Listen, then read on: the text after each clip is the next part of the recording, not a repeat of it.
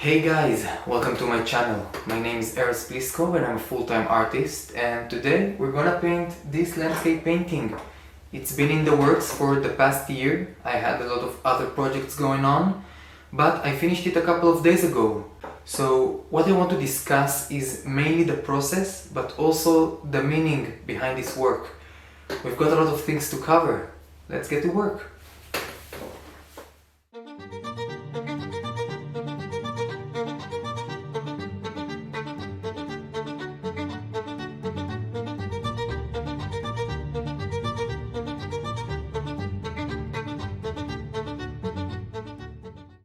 I just had to let the opening of the music finish before I start. Well, before every painting, I begin with sketching thumbnail sketches and doing color studies. And here you see me do the main color study for this piece. Right after that, I'll get to the blocking and the underpainting, which I didn't film. But in the meanwhile, let me tell you a little bit about this work. This small beautiful spot, which looks kind of large right now, is located in my hometown. Across my childhood, I've probably passed this spot tens of thousands of times, but because I didn't have the quote-unquote eyes and sensitivity I have now, I never saw it. It was just another spot with dirt and rocks, and something quite magical happened in the winter of 2023. After a couple of days with some heavy rain, this little pond, which again looks quite big, appeared. And as I was walking down this road with Johnny, my dog, and you know the way that everything looks so green and fresh after a rain? So that was the case. I immediately ran back home to bring my camera and photoshooted the hell out of this area. I named this piece and several others with the same theme, Unnoticed, which I'll pop on the screen right now. There you go. I made all of them last year. This was the drawing, here is the first one, the oil painting, and this is the second one, all in the same place. And because of all the years I have gone by this very spot without noticing it, it always went unnoticed until the right moment arrived. So being present, staying connected, and feeling or sensing the environment, this is what I hope to achieve with my art, and sharing exactly that with others, alongside, of course, the endless beauty that exists everywhere.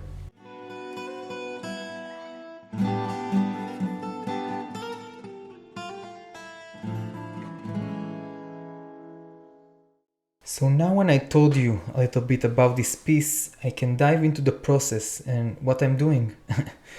I have a very clear method of work. The stages remain the same stages, but sometimes they get longer or shorter or more elaborated or more sketchy according to the painting in hand. After I finished the underpainting, which again I didn't film it, you saw me just enter immediately to the block-in. This is the stage also where I use only earth tones and lead white and build up the general values and shapes roughly, not so specifically.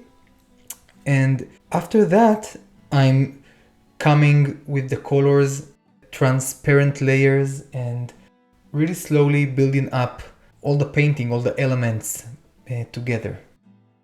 I will also add that in this blocking stage, I really try to make conscious and controlled brush marks, so there is less fixing later for me to do. And after what feels like an eternity, I finally finish the blocking stage and I can pull out my smallest brushes and begin to actually detail the work and build up each and every single element in this painting to the level of finish that I aspire to have, let's call it. It's becoming quite funny to me to work this way now. I've been spending a lot of time outside painting plein air, and when you paint plein air, everything is in chaos. The light shifts so rapidly and you want to catch everything and you can't catch all the details. So you're working background, foreground, the focal point. You work everything not systematically so much. And coming back to the studio, I suddenly need to sit, work each element, build it up, because this is the level of finesse that I really like. But the contrast between plein air and studio painting, like plein air, it's a more of a dance with the painting, while here in the studio it sometimes can get quite robotic. But again, going outside and bringing this information from the outside is actually really enriching and making painting in the studio much more appreciated and much more present. Like you bring the whole experience from the outside to the inside and work with that.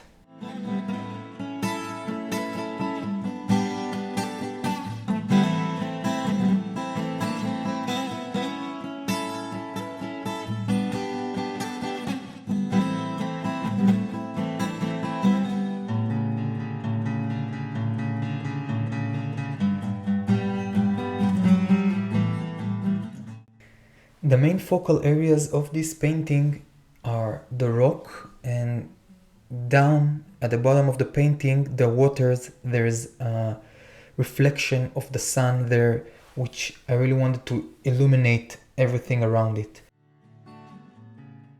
That's why I need to build the painting in layers. If I really want to create a sense of light, a sense of luminosity, these things doesn't come easily in alla prima or in one session.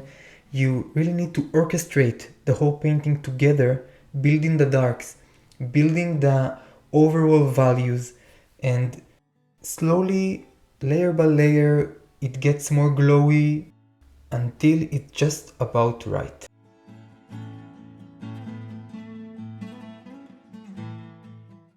I remember working on this area, and it was a real struggle to create this sense of atmosphere between the back layers of trees to the forward layers of trees, and especially the tree to the right from the light source. It was such a pain in the ass to create it.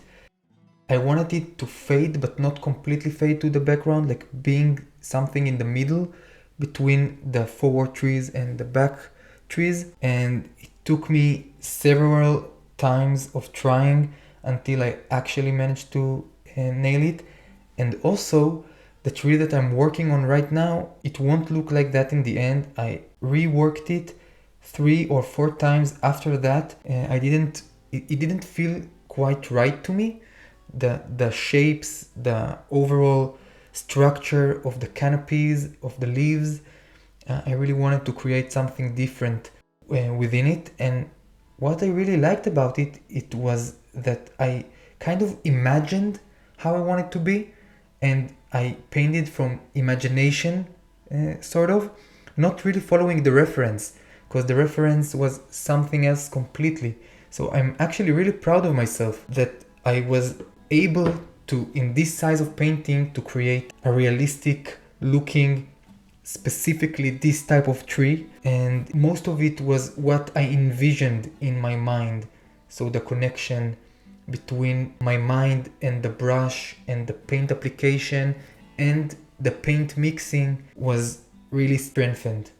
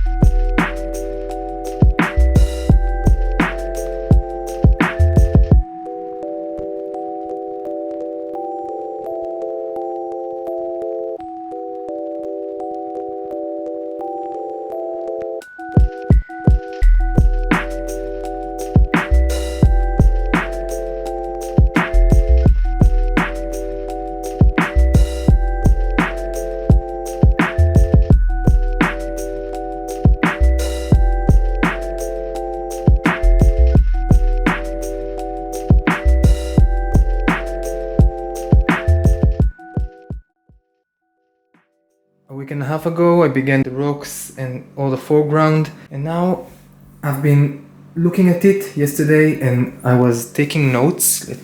So here I wrote beside all the things I would like to change in order for the painting to feel complete for me. And I begin with the background. The background, I want it to be this shape. The shape of this tree is kind of awkward to me, so I want to change it. I want to emphasize the light, put highlights, darken this area, and create a more realistic area here. I won't do all of this today. I have today and tomorrow probably to do all of this. And this is how I go about it. I always finish the most of the painting, and then without so much stress I can just go back and change areas I didn't like or didn't turn out quite okay as I wanted them to be. And overall this is pretty good, but one of the hardest paintings I've done because it's like a very close-up, the reference photos I have for this. So I have a lot of details to put in the reflections, in the grass area, on the rocks, but also I don't want it to be so tight, so unnatural. I want it to have this natural feeling when you're out there plein air painting and you look at the view or look at your subject matter. Everything seems to harmonize, and this is what I aspire to do.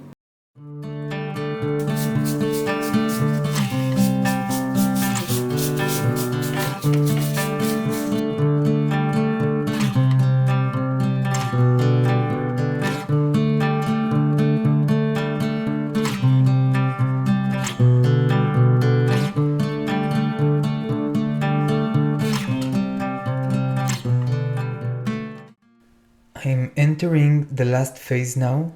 After that long rumble, I'm going about to change everything that bothered me. And as you can see, I begin in the background again, moving forward up till the foreground, and specifically the two focal points, the rock to the right and the sun reflections in the water. Some areas in this painting have gone 3 to 5 layers of paint, each time specifying or taking away detail until the whole piece feels unified.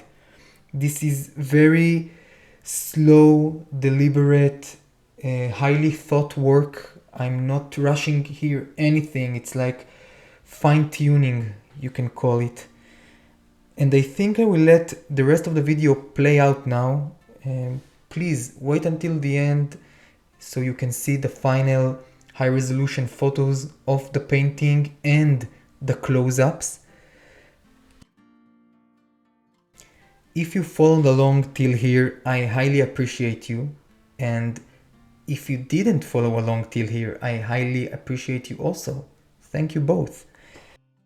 Thank you for watching. Let me know in the comments what you thought. Please let me know. And be good wherever you are. Thank you.